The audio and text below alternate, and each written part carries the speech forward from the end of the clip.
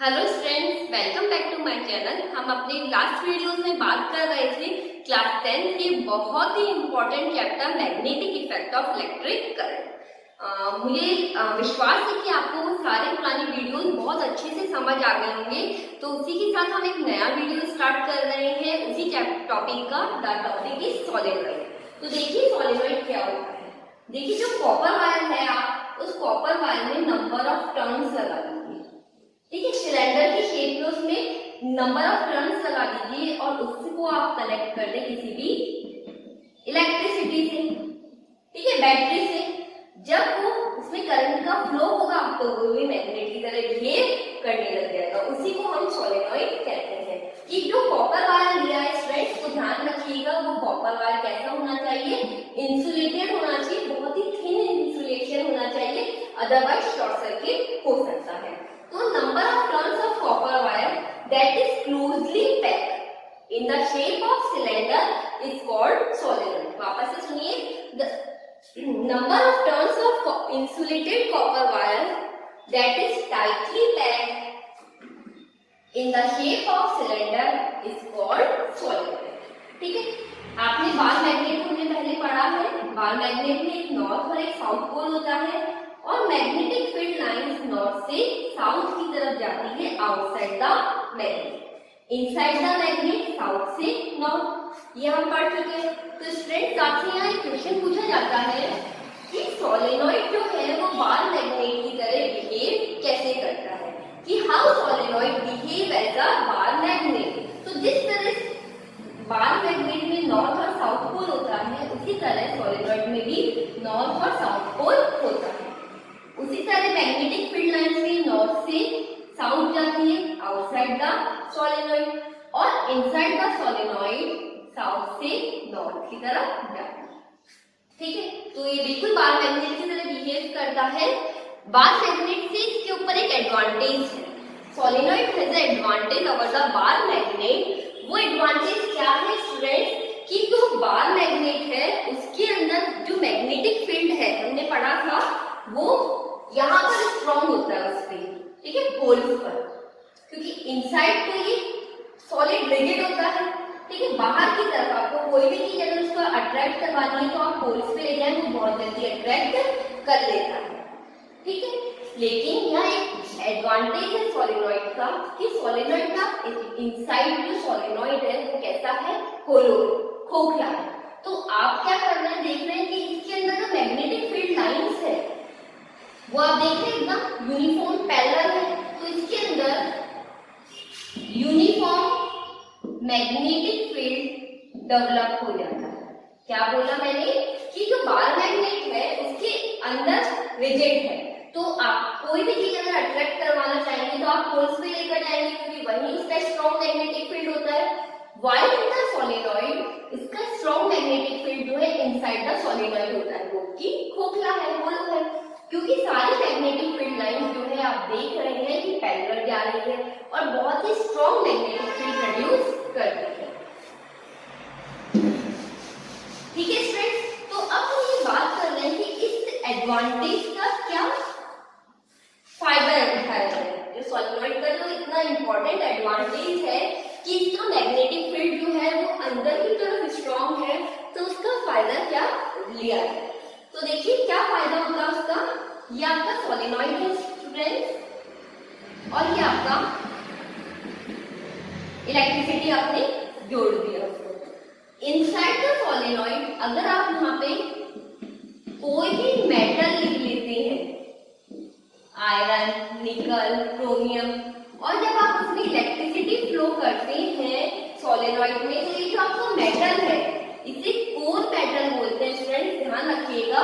और ये कैसे बिहेव करने लग जाता है, मैग्नेट की तरह बिहेव करने लग जाता है। जब तक इसमें इलेक्ट्रिसिटी का फ्लो होगा ये आपका कोर मेटल जो है वो मैग्नेट की तरह बिहेव करने लग जाता है।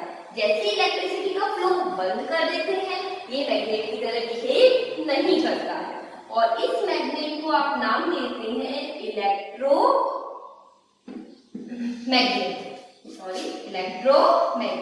इलेक्ट्रोमैग्नेट समझ में आया आपको।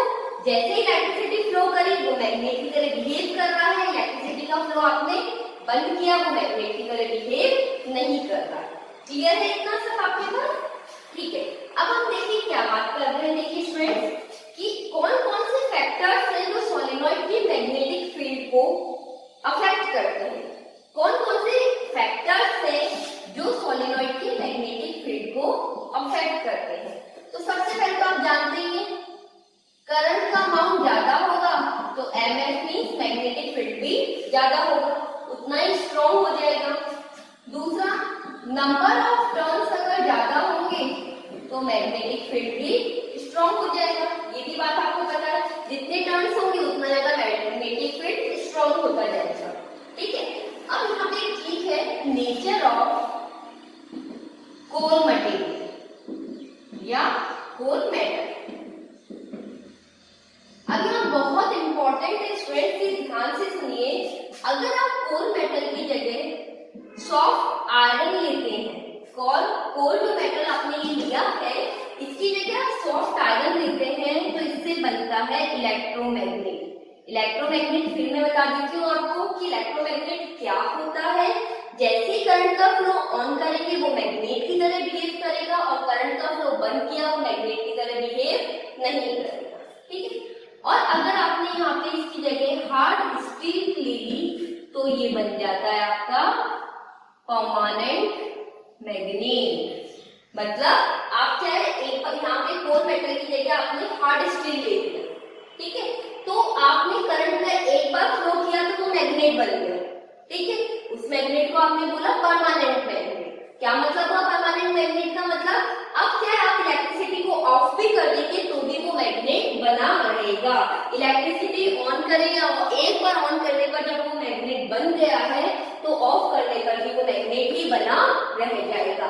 तो ये था इलेक्ट्रोमैग्नेट और परमानेंट मैग्नेट। इसे आप वापस से सुन लीजिए फ्रेंड्स, क्या होता है एक बार।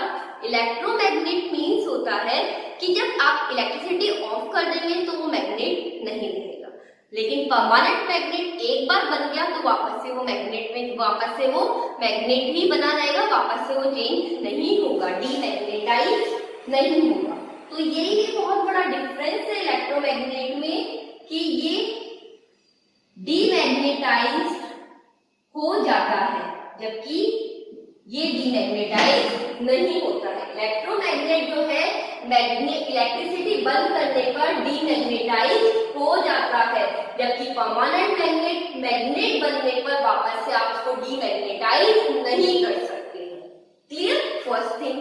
सेकंड थिंग क्या है फ्रेंड्स, इलेक्ट्रोमैग्नेट जो है आपने यहाँ पे 2 बैटरी सेल की जगह 3, 4, 5 सेल ले लिए, बैटरी को बड़ा बना दिया तो हमने बोला करंट ज्यादा होगा तो मैग्नेटिक फील्ड स्ट्रॉन्ग होगा, मतलब स्ट्रॉन्ग मैग्नेट बन जाएगा।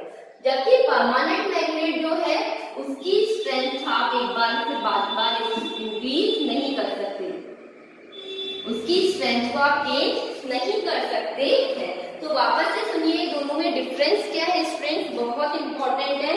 इलेक्ट्रोमैग्नेट में इलेक्ट्रिसिटी हटाने पर आप उसको डीमैग्नेटाइज कर देते हैं, आपने उसकी करंट को चेंज कर दिया तो उसकी स्ट्रेंथ भी बढ़ जाती है, एक तरह से वो एक स्ट्रॉन्ग और पावरफुल मैग्नेट बना सकते हैं। While in the permanent magnet students, permanent magnet को एक बार मैग्नेट बना लीजिए वो वापस से डीमैग्नेटाइज नहीं होता है। फर्स्ट, एक बार मैग्नेट की जो स्ट्रेंथ है उतनी ही रह जाएगी, आप उसको कम ज्यादा नहीं कर सकते हैं। तो वापस देखिए इलेक्ट्रोमैग्नेट बनता है सॉफ्ट आयरन लगाने से और परमानेंट मैग्नेट बनता है हार्ड स्टील लगाने से। तो जल्दी से कॉपी कर लें आप इसे।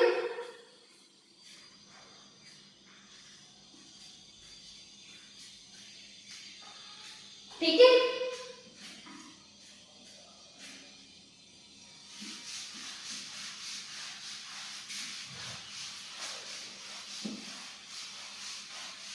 ये था हमारा इलेक्ट्रोमैग्नेट। इलेक्ट्रोमैग्नेट का यूज आप जानते हैं फ्रेंड्स क्या होता है।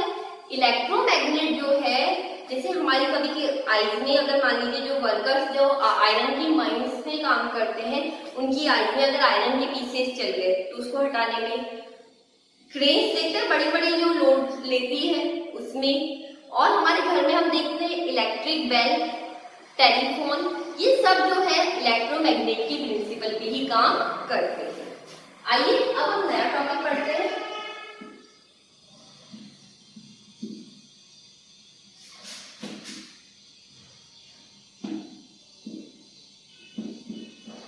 Force on a current carrying conductor in the magnetic field.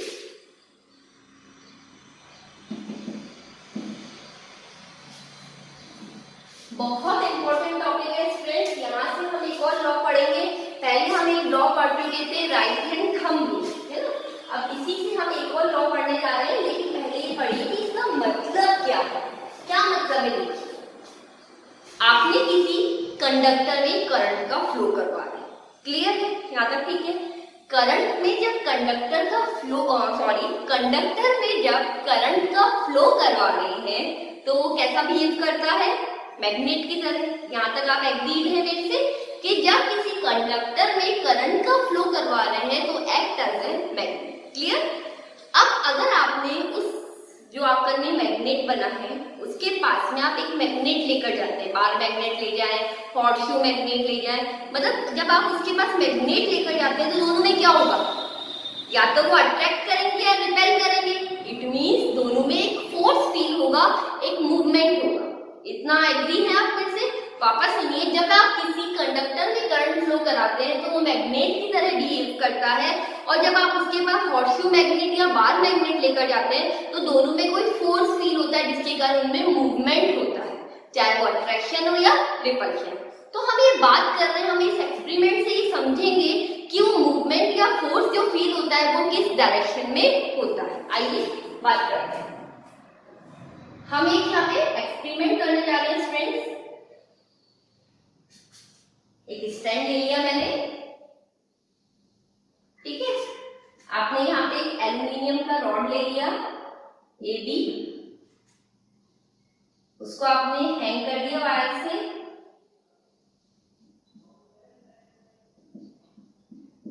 आपने क्या किया, उसको इलेक्ट्रिसिटी और की से कनेक्ट कर दिया, और यहाँ पे आप उसके पास हॉर्सशू मैग्नेट लेकर गए, नॉर्थ पोल नीचे और साउथ पोल ऊपर, ठीक है। अब यहाँ पे देखिए मैंने क्या बोला, ये आपका एल्युमिनियम का रॉड है, यहाँ मैं लिख देती हूँ एल्युमिनियम रॉड। तो जब आपने ये एल्युमिनियम रॉड लिया है फ्रेंड्स, ठीक है, और इसमें करंट का फ्लो कहाँ से होगा? B2A, ठीक है। तो करंट जब फ्लो कर रहा है तो ये किसकी तरह बिहेव कर रहा है? मैग्नेट की तरह। इसके पास एक और मैग्नेट लेकर गए तो दोनों में क्या फील होगा? फोर्स फील होगा ना। अभी अभी हमने बात करी कि उनमें फोर्स फील होगा। तो देखिए जैसे करंट जो है वो B से A की तरफ फ्लो करता है, और ये आपके पास मैग्नेट है, ये मैग्नेट है आपके पास, ये करंट की डायरेक्शन है। तो देखिए लेफ्ट हैंड की तरफ ये मूव करता है, किधर की तरफ मूव करता है फ्रेंड्स? Left hand. ये एक एक्सपेरिमेंट है, वो बताया गया है कि इसमें मूवमेंट होता है। जब आप इस तरह से करेंगे तो इधर मूव होगा लेफ्ट की तरफ। जैसे ही आपने करंट की डायरेक्शन चेंज कर दी, बाकी साइड आप सेम रखा, करंट की डायरेक्शन जब आपने चेंज कर दी तो इसका मूवमेंट हो गया है राइट तरफ। तो ये लेफ्ट और राइट की तरफ जो मूवमेंट हो रहा है वो फोर्स फील होने के कारण हो रहा है। तो ये डायरेक्शन बताने के लिए हमें आगे बढ़ना पड़ेगा। तो बस आपके एक्सपेरिमेंट आ सकता है एग्जाम में विद द डायग्राम कि ऐसा होता है कि एक्सपेरिमेंट है, करके बताइए, प्रूफ करके दिखाइए। जब आप किसी कंडक्टर जिसमें करंट फ्लो हो रहा है उसको मैग्नेटिक फील्ड में रखते हैं तो उसमें मूवमेंट होता है, ठीक है। तो याद रखिए फ्रेंड्स, जब आप किसी कंडक्टर को जिसमें करंट फ्लो हो रहा है उसको मैग्नेटिक फील्ड में रखते हैं तो उसका जो फोर्स फील होता है वो उन दोनों के परपेंडिकुलर होता है। क्या होता है? ध्यान रखिए, उन दोनों की डायरेक्शन के परपेंडिकुलर होता है। नहीं समझ में आया? तो आइए इसके लिए हमने एक अलग से साइंटिस्ट से बात करें कि भाई हमें वो समझाए, और उसने जब हमें समझाया तो एक रूल दिया जिसका नाम है फ्लेमिंग लेफ्ट हैंड रूल। इन साइंटिस्ट से जब हमने पूछा कि भाई कि इसकी डायरेक्शन हमें समझ नहीं आ रही है कि परपेंडिकुलर हो रहा है, दोनों डायरेक्शन के करंट के और मैग्नेटिक फील्ड के फोर्स जो है वो परपेंडिकुलर हो रहा है, तो इन्होंने बोला कोई बात नहीं, हम आपको एक रूल देते हैं, लेफ्ट हैंड रूल देते हैं, ठीक है। जैसे अभी महाभारत चल रही है, आपको पता है, और महाभारत में कोई भी किसी भी साधु के पास वरदान मांगने जाता है तो उसको वो एक नया अस्त्र दे देता है। इसी तरह इन्होंने भी हमें एक लेफ्ट हैंड रूल दिया है, ठीक है। तो ये लेफ्ट हैंड रूल जो है वो क्या बताता है, वो बताता है कि फोर्स किस डायरेक्शन में लगेगा या फिर डिस्प्लेसमेंट, जो आपका रॉड है उसका डिस्प्लेसमेंट जो है वो किस डायरेक्शन में होगा, फोर्स किस डायरेक्शन में होगा या डिस्प्लेसमेंट किस डायरेक्शन में होगा। तो आइए हम बात करते हैं इन्होंने हमें क्या रूल दिया। इन्होंने हमें बताया फादर मदर चाइल्ड, ये बताया FMC, ये बताया क्या बताया student, F for force, M for magnetic field और C फॉर करंट। क्या मतलब है सुनिए ध्यान से देखिए, लेफ्ट हैंड से करिएगा स्टूडेंट्स, राइट से नहीं करना है, लेफ्ट हैंड से करना है। उन्होंने ये बोला कि आप अपने लेफ्ट हैंड की थंब, फोर फिंगर और middle finger, thumb, four finger और मिडिल फिंगर को इस तरह से स्ट्रेच करें कि तीनों एक दूसरे के परपेंडिकुलर हो। आप देख रहे हैं तीनों एक दूसरे के परपेंडिकुलर है 90 डिग्री में। तो stretch your thumb, forefinger and middle finger of the left hand such that your thumb will denote the force. Thumb किसको denote करेगा, force को, and your forefinger denote the magnetic field, ठीक है friend, and your middle finger denote the current. तो ये rule है आपका, इन्होंने ये बताया। यहां से देखिए FMC, father mother child, force magnetic field current, force magnetic field current. तो इस तरह से आप बता सकते हैं कि फोर्स किस डायरेक्शन में होगा, हम मालूम करते हैं किस डायरेक्शन में होगा, ठीक है। इतना आपने लिख लिया, आगे बढ़ते हैं हम स्टूडेंट्स। देखिए आपको पता था कि जो B से A की तरफ जा रहा है, हम एक एग्जांपल ले लेते हैं, क्वेश्चन ले लेते हैं यहाँ पे इसको सॉल्व करने के लिए, तो ज्यादा इजी होगा। आइए, positively charge particle projected towards west is deflected towards north, so direction of magnetic field, ठीक है स्टूडेंट। तो ये करने से पहले हम थोड़ा सा डायरेक्शन मालूम कर लेते हैं। डायरेक्शन क्या है, देखिए आपका राइट हैंड की तरफ ईस्ट, आपके लेफ्ट हैंड की तरफ वेस्ट, ऊपर नॉर्थ माने या अपनी तरफ नॉर्थ माने, नीचे साउथ या फिर पीछे, ठीक है। दोबारा से देखिए, राइट हैंड की तरफ नॉर्थ, लेफ्ट हैंड की तरफ राइट हैंड की तरफ ईस्ट, लेफ्ट हैंड की तरफ वेस्ट, इधर की तरफ नॉर्थ और पीछे की तरफ वेस्ट। आप इसे नॉर्थ और वेस्ट नीचे भी मान सकते हैं, ऊपर और नीचे।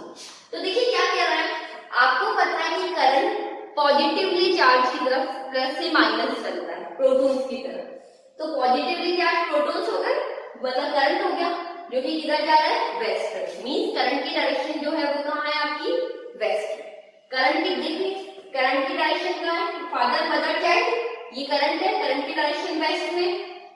और क्या कह रहा है, आपका जो डिफ्लेक्शन हो रहा है, मतलब जो फोर्स है, फोर्स मतलब डिफ्लेक्शन मूवमेंट, वो किधर है, नॉर्थ की तरफ। इधर मानिए आप इसे, नॉर्थ सामने, ईस्ट वेस्ट नॉर्थ साउथ पीछे। तो करंट जो है ये फादर मदर चाइल्ड, करंट आपका किधर है, वेस्ट में, फोर्स किधर है आपका, नॉर्थ में। तो बताइए मैग्नेटिक फील्ड किधर की तरफ होगा, आंसर क्या होगा इसका, अबव।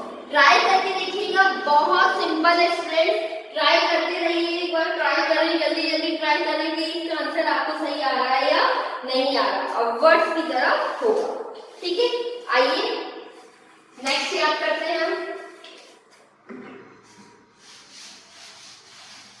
नेक्स्ट क्वेश्चन एक और बता देती हूँ। मैग्नेटिक फील्ड की डायरेक्शन इधर दे दी है, प्रोटॉन्स इधर दे दिए हैं, तो वही नीचे का मतलब सामने। ठीक है, पेपर में देखिए, मान लीजिए पेपर है ये, तो ये तो है मैग्नेटिक फील्ड की डायरेक्शन और ये हो गई आपकी करंट की डायरेक्शन। पेपर में बना रखा है इस तरह से। तो वही father mother child left hand ले लिया, फादर मदर चाइल्ड मदर। ठीक है, तो ये तो हो गया आपका मैग्नेटिक फील्ड, करंट सामने जा रहा है और आपका जो है वो फोर्स किस डायरेक्शन में होगा, अपवर्ड्स डायरेक्शन में होगा। है ना सिंपल? बताइए कितना सिंपल है। लेफ्ट हैंड रूल से हम बहुत सिंपली फोर्स को मालूम कर सकते हैं, कोई डाउट नहीं होना चाहिए। इसके क्वेश्चंस में आपको आंसर के साथ और बता दूंगी। ठीक है, और उसको आप सॉल्व करने का ट्राई जरूर करिएगा। कोई भी तरह की प्रॉब्लम हो तो कमेंट बॉक्स में लिखिएगा, मैं उसको सॉल्व करने का ट्राई करूंगा। एक टॉपिक छूट गया था स्टूडेंट, जो हमने फोर्स वाला जो एक्सपेरिमेंट किया था, जिसमें हमने एक एल्यूमिनियम का रॉड लिया था, उसको हैंग कर लिया था। तो हम जो टॉपिक था वो है फैक्टर्स, कि कौन कौन से फैक्टर्स जो है फोर्स को अफेक्ट कर सकते हैं। तो आप ही बताइए सोच के कि कौन कौन से फैक्टर्स जो है फोर्स को अफेक्ट कर सकते हैं। सबसे पहले तो करंट का अमाउंट ज्यादा तो फोर्स भी ज्यादा। ठीक है, मैग्नेटिक जो आपने मैग्नेट लिया है, स्ट्रॉन्ग मैग्नेट जो आपने लिया है, उसको जितना आप स्ट्रॉन्ग लेंगे उतना ज्यादा फोर्स फील होगा। दो, थर्ड जो है एल्यूमिनियम रॉड की लेंथ, जितनी ज्यादा लेंथ होगी स्टूडेंट उतना ज्यादा डिफ्लेक्शन होगा। इंपॉर्टेंट है, स्टूडेंट मोस्टली क्या करते हैं, अपोजिट कर देते हैं इसका, कि रॉड छोटी तो डिफ्लेक्शन भी ज्यादा। नहीं, ऐसा नहीं है। जितना ज्यादा करंट उतना ज्यादा मैग्नेटिक फील्ड। सेकंड, जितना स्ट्रॉन्ग मैग्नेट उतना ज्यादा फोर्स फील होगा। और थर्ड जो है, जितनी लंबी रॉड होगी उतना ज्यादा ही फोर्स फील होगा। ठीक है, तो मैं आशा करती हूँ कि आपको मेरा वीडियो